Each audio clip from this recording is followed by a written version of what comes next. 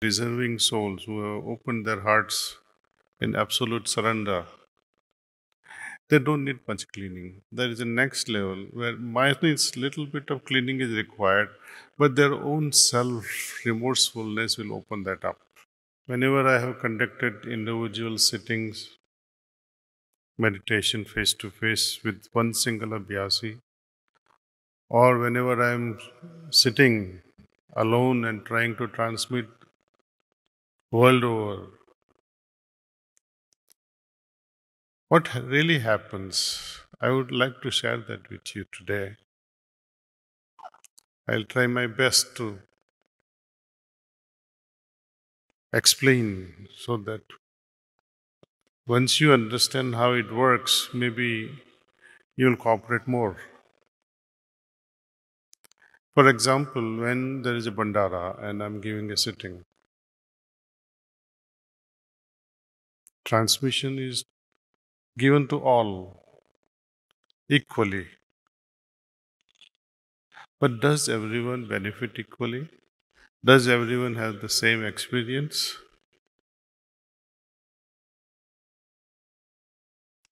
Does everyone absorb transmission to the same extent? Not at all.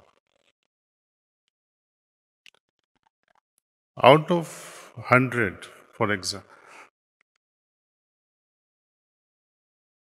maybe 10 or 20 abhyasis will absorb immediately.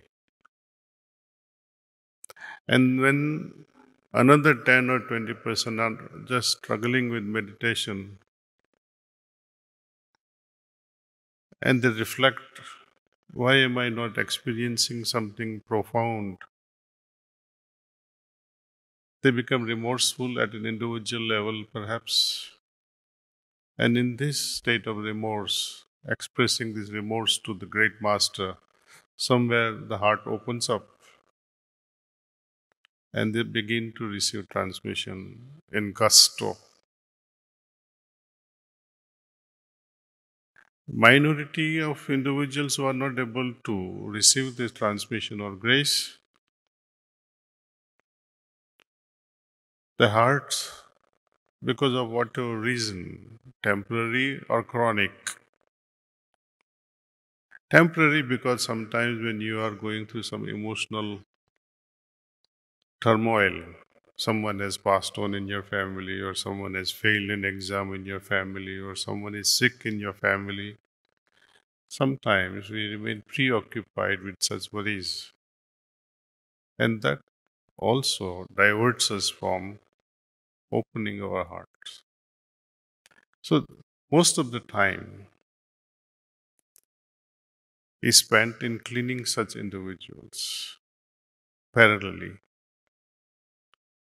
Those who are ready to receive, deserving souls who have opened their hearts in absolute surrender, they don't need much cleaning. There is a next level where minus little bit of cleaning is required, but their own self remorsefulness will open that up. There is another level of abhyasis. They must be cleaned, and this is sometimes the majority of us.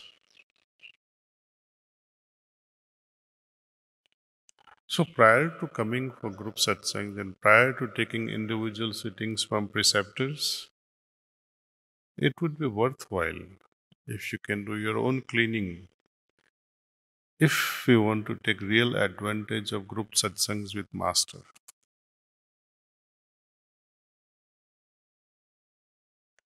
All these ashrams, why do we build ashrams? I would request world over in all our ashrams and wherever we are having group satsangs or wherever preceptors are conducting satsangs, but especially in the ashrams, it should not become just a Sunday activity or a Wednesday activity or once in a while activity.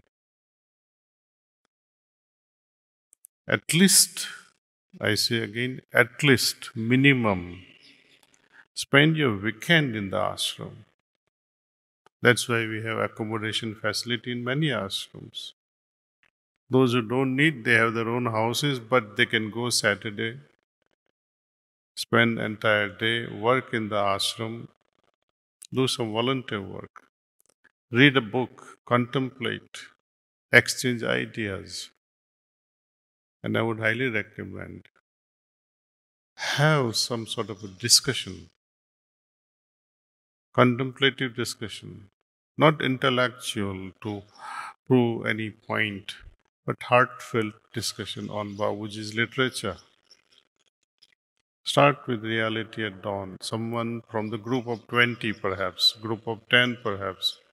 Read a paragraph or two paragraphs and discuss this thing. Read two or three whispers in a small group and see what is trying to convey and learn from each other. Work together in ashram, create beautiful gardens. How we create beautiful gardens is also a reflection of our inner condition. How we communicate with each other in a group, hearts oozing with love, not with competition, not with jealousy, not to crush over another person, step on the person and walk and try to have your own success. That's a corporate world. But there too, in the corporate world, our abhyasis should prove themselves that they are beyond politics and they are beyond human weaknesses. If our goal is to rise above animalistic attitude to at least becoming human and wait for the angelic transformation, it's a wide, infinite journey.